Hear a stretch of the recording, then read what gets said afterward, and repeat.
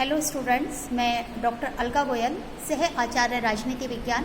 आज के वीडियो में आपका स्वागत है। मैं आपको पढ़ा रही हूँ बीए पार्ट सेकंड का फर्स्ट पेपर प्रमुख राज्य व्यवस्थाएं। स्टूडेंट्स, इसमें आपके लिए संविधान दिए हुए हैं। इस पेपर में ये मेरा इस पेपर का फर्स्ट लेक्चर है, तो मैं थोड़ा सा इसका परिचय आपको देना चाहूँगी। इसमें आपके लिए 5 संविधान है। जो आपकी फर्स्ट यूनिट है उसमें आपके लिए ब्रिटेन का संविधान है, और दूसरा जो आपकी यूनिट है उसमें आपके लिए अमेरिका का संविधान है, और तीसरी यूनिट में आपके लिए चीन यानी साम्यवादी चीन, स्विट्ज़रलैंड और जापान का संविधान है। तो जो ब्रिटेन का संविधान है वो पूरा एक यूनिट है आपके लिए, और उसके जो मुख्य सारे अंग हैं, जैसे उसका थोड़ा अलग है वो और संविधानों से, मैं आपको आज उसका परिचय दूंगी पूरा, और उसकी व्यवस्थापिका, कार्यपालिका, न्यायपालिका, उसके दल और अन्य जो सामान्य जैसे विधि का शासन उसका प्रसिद्ध है, ये सब बातें मैं इसके अंतर्गत आपको पढ़ाऊंगी। ये पूरी आपकी एक यूनिट है ब्रिटेन का संविधान। तो स्टूडेंट्स, पहले मैं आपको ब्रिटेन के संविधान का परिचय देती हूँ। ब्रिटेन का संविधान विश्व का एकमात्र विकसित संविधान है, यानी ये संविधान बनाया नहीं गया जैसे हम भारत के संविधान के बारे में बोलते हैं कि ये संविधान एक समय विशेष पर बनाया गया है, कुछ व्यक्तियों ने इसको बनाया है। इस प्रकार से हम ब्रिटेन के संविधान के बारे में नहीं बोल सकते हैं, क्योंकि ब्रिटेन का संविधान समय विशेष पर बनाया हुआ नहीं है, अपितु उसका विकास धीरे धीरे हुआ है। इसी प्रकार हम कहते हैं कि हमारा संविधान इस प्रकार से लिखा हुआ है, इतने पेज में लिखा हुआ है, उसमें इतने अनुच्छेद हैं, इतनी उसमें अनुसूचियां हैं। इस प्रकार से हम ब्रिटेन के संविधान के बारे में नहीं कह सकते, क्योंकि स्टूडेंट्स उसका संविधान इस प्रकार से लिखा हुआ नहीं है, उसकी कुछ बातें लिखी हुई हैं, कुछ अलिखित है। धीरे धीरे मैं आपको सब चीज़ का परिचय इसका दूंगी। तो चूंकि मैंने अभी आपको बताया कि ये जो संविधान है ये विकसित संविधान है, तो स्टूडेंट्स मैं विकास, सबसे पहले इसका विकास आपको पढ़ाती हूँ। इसमें जो सबसे पहले जो काल आता है वो है एंग्लो सैक्सन काल।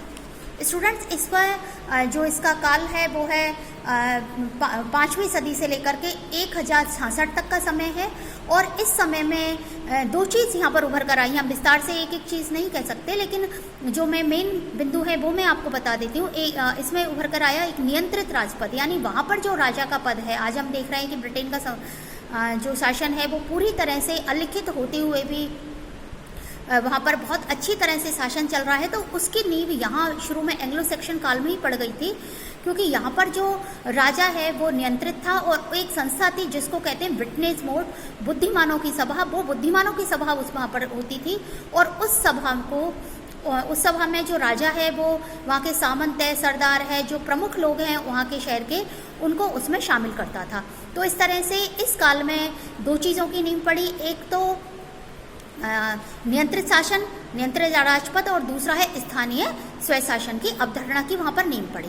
दूसरा स्टूडेंट जो काल है वो है नॉर्मन एंजीवन काल, और ये है 1066 से 1153 तक। इसमें थोड़ा सा अंतर आ गया। जैसे मैंने बताया कि उस समय राजा जो है वो निरंकुश नहीं था, यहाँ पर राजा जो है निरंकुश हो गया, और एक सबल केंद्रीय नेतृत्व की आवश्यकता पड़ी। स्टूडेंट्स, ब्रिटेन की परिस्थितियाँ ऐसी हो गई थी कि राजा जो है वो थोड़ा शक्तिशाली हो गया उस समय, और इस समय जो विटनेस मोड थी उसको तो हटा दिया गया, और उसके स्थान पर 2 संस्थाएं उभर कर आई। उसमें एक थी मैग्नम कॉन्सिलियम और दूसरी थी क्यूरिया रेजिस।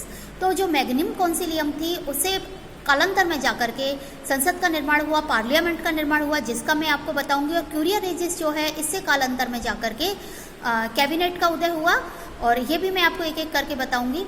स्टूडेंट, जो इसका तीसरा काल है वो है प्लांटेगनेट और लैंकास्टियन काल। प्लांटेगनेट काल 1153 से 1399 तक है, और लैंकास्टियन है 1399 से 1445 तक। और इस समय में वैधानिक संस्थाओं का उदय हुआ। तो जो क्यूरिया रेजिस मैंने अभी आपको बताई थी उसका विभाजन कर दिया, क्योंकि क्यूरिया रेजिस पर बहुत काम हो गया था, तो उसको विभाजन करके उसमें प्रिवी काउंसिल और एक्सचेकर नाम की 2 संस्थाएं आई, जो कि प्रशासनिक और न्यायिक कार्य करती थी। दोनों अलग अलग उसको कर दिया गया। और इसके साथ ही एक सिद्धांत और विकसित हुआ कि प्रतिनिधित्व के बिना किसी को भी कर देने का अधिकार नहीं है, यानी कि बिना किसी खून खराबे के, देखिए यहाँ पर प्रतिनिधित्व भी हो रहा था, तो इस तरह से प्रतिनिधित्व का सिद्धांत भी यहाँ पर इस काल में लागू हो गया था। एक जो बहुत महत्वपूर्ण कार्य यहाँ पर हुआ था वो है मैग्ना कार्टा, जिसको हम बृहद अधिकार पत्र बोलते हैं। स्टूडेंट, आपने पहले जो सोशल स्टडी आपने पढ़ी है 12th तक, उसमें आपने मैग्ना कार्टा का नाम पढ़ा होगा। तो 1215 में एक राजा थे जॉन, क्योंकि वो राजा थोड़े निरंकुश थे और उनकी निरंकुशता को ख़त्म करने के लिए मैग्ना कार्टा पर सिग्नेचर कराए लोगों ने, और ये जो है इसमें राजा की निरंकुशता को समाप्त किया गया और मर्यादित शासन जो है उसका प्रारंभ हुआ। इसी प्रकार से पार्लियामेंट का उदय हुआ। पार्लियामेंट का उदय हम ये कहें कि उस तरह की वर्तमान पार्लियामेंट तो नहीं, एक मॉडल पार्लियामेंट का उदय हुआ। तो हुआ ये था कि 1295 में जो एडवर्ड प्रथम थे उनको धन की आवश्यकता थी, तो उन्होंने सभी वर्गों की एक सभा बुलाई और इसमें जो 4 प्रकार के वर्ग आए थे, जिसमें 2 पैसे वाले वर्ग थे, 2 सामान्य वर्ग थे। तो जो पैसे वाले वर्ग थे उनसे लॉर्ड सभा का निर्माण हुआ, और चूंकि वो 2 भागों में बट गए थे, पैसे वाले वर्ग और सामान्य वर्ग, तो उनसे लॉर्ड सभा का निर्माण हुआ, और जो सामान्य वर्ग था उससे कॉमन सभा का निर्माण हुआ। तो इस तरह से जो मॉडल पार्लियामेंट थी वो एक तरह से उसकी नींव पड़ गई, और फिर ये जो पार्लियामेंट थी आगे चल करके, जिसको हम वर्तमान में कॉमन सभा लॉर्ड सभा देखते हैं, हालांकि इसमें बहुत सारे परिवर्तन उसके बाद में हुए स्टूडेंट्स, लेकिन ये इसी प्रकार से सभा आगे जो है बनी। और उसके बाद आता है ट्यूडर काल।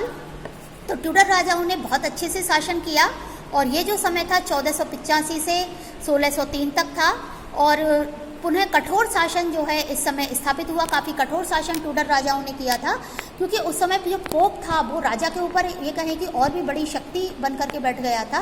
तो ट्यूडर राजाओं ने इस प्रकार से शासन किया कि जो पोप था उसकी शक्ति से राज्य मुक्त हो गया, और बहुत सारा आपने पढ़ा होगा कि किस प्रकार से वहाँ पर भ्रष्टाचार, करप्शन जो है आ गया था, और सारी शक्ति पोप के और पादरियों के हाथ में जमा हो गई थी।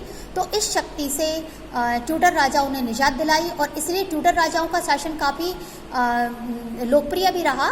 और स्टूडेंट अगले लेक्चर में मैं आपको इसका आगे का विकास बताती हूँ। तो आप मेरे चैनल को लगातार देखते रहिए, और सब्सक्रिप्शन बॉक्स में जो भी आपकी परेशानी है, जो भी आपके सवाल हैं, उनका मैं निदान करूँगी, उनको आप उसमें डालते रहिएगा।